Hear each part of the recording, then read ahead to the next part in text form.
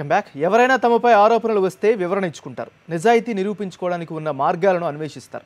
30 years industry అని గ్రాండ్గా ప్రకటించుకునే తెలుగుదేశం అధినేత చంద్రబాబు నాయుడు మాత్రం ఓటుకు నోటు వ్యవహారంలో అసలు విషయాన్ని పక్కదోవ పట్టించి బుకాయింపులతో, బెదిరింపులతో, దబాయింపులతో గందరగోళం సృష్టించాలని చూస్తున్నారు.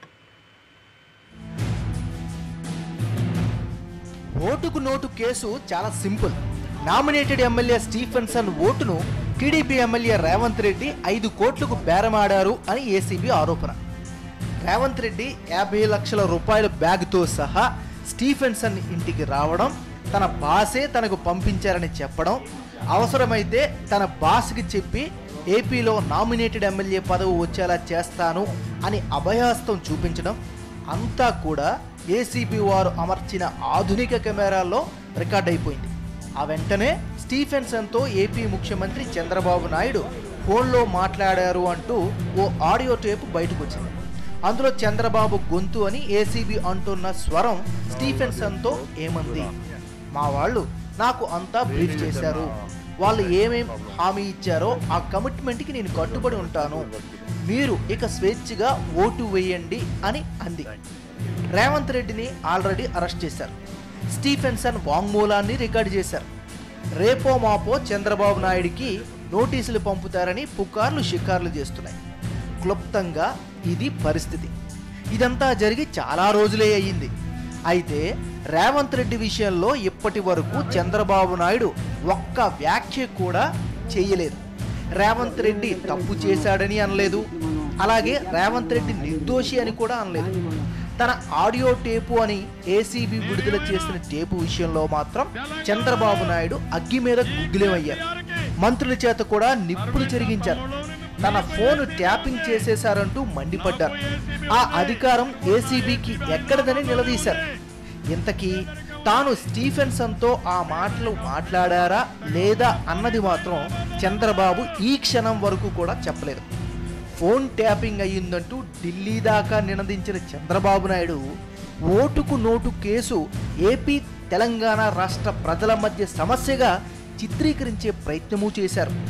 5 కోట్ల మంది ఆంధ్రుల ప్రతినిధి అయిన తనపై ఆరోపణలు రావడమంటే ఆ 5 కోట్ల మంది తెలుగు ప్రజలను అవమానించడమే అని చంద్రబాబు నాయుడు అనేశారు.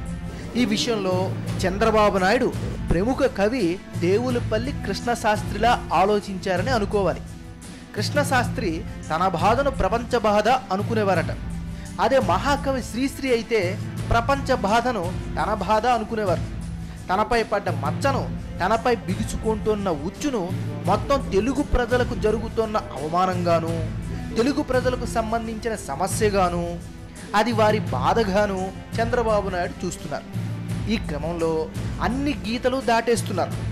రాజ్యాంగబద్ధంగా నియమితులైన రాష్ట్ర గవర్నర్ను కూడా నోటికొచ్చిన భాషలో దూషించే స్థాయికి టీడీపీ రాజకీయాలను దిగదార్చింది. అందరూ అసహించుకుంటున్నారని, కేంద్ర హోంశాఖ కోపగించుకుంటోందని అర్థమయ్యాకే గవర్నర్ను తిట్టిన మంత్రులు మీడియా ముందుకు వచ్చారు. ఆ మాటలు గవర్నర్ను బాధించి ఉంటే వాటిని ఉపసంహరించుకుంటున్నాం అని అన్నారు. నోటికొచ్చిన బండబూతులు తిడితే ఎవరైనా బాధపడతారు, గవర్నర్ బాధపడరా? ఆయన బాధపడి ఉంటే అనే డౌటు ఎందుకు వచ్చింది అసలు? ఈ మధ్యనే టీడీపీ మహానాడు జరిగింది.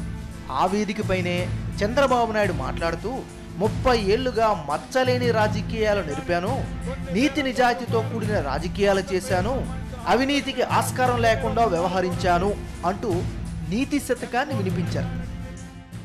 నిప్పులాగా బ్రతికా, నిబలతో బ్రతికా, క్రమశిక్షణతో బ్రతికా, ఎన్టీఆర్ దగ్గర శిక్షణ తీసుకున్నా. అందుకని ఎవ్వరూ నన్ను ఏమీ చేయలేకపోయారంటే అది నా నీతి నిజాయితీ కార్యదీక్ష తప్ప ఇంకోటి కాదు. ఈ మాటలు అందరి చెవుల్లోనూ మారుమోగుతున్న తరుణంలోనే ఇంకో ఆడియో కోట్లాది మంది ప్రజల చెవుల్లో అంతా బ్రీఫ్ చేసింది.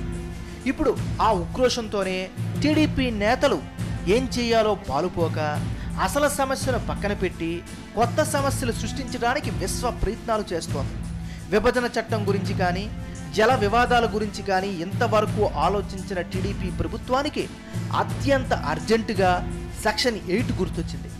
ఉమ్మడి రాజధానిలో మాకు అన్యాయం జరిగిపోయింది, అవమానం జరిగిపోయింది, హైదరాబాద్లో మా పోలీస్ స్టేషన్లో మేమో కట్టుకుంటాం, ఏసీబీ నోటీసులు ఇస్తే తీసుకోము, తిప్పి పంపిస్తామంటూ సాక్షాత్తు మంత్రుల స్థాయి నేతలు రాజ్యాంగాన్ని, ప్రజాస్వామ్యాన్ని అపహాస్యం చేసేలా మాట్లాడుతున్నారు.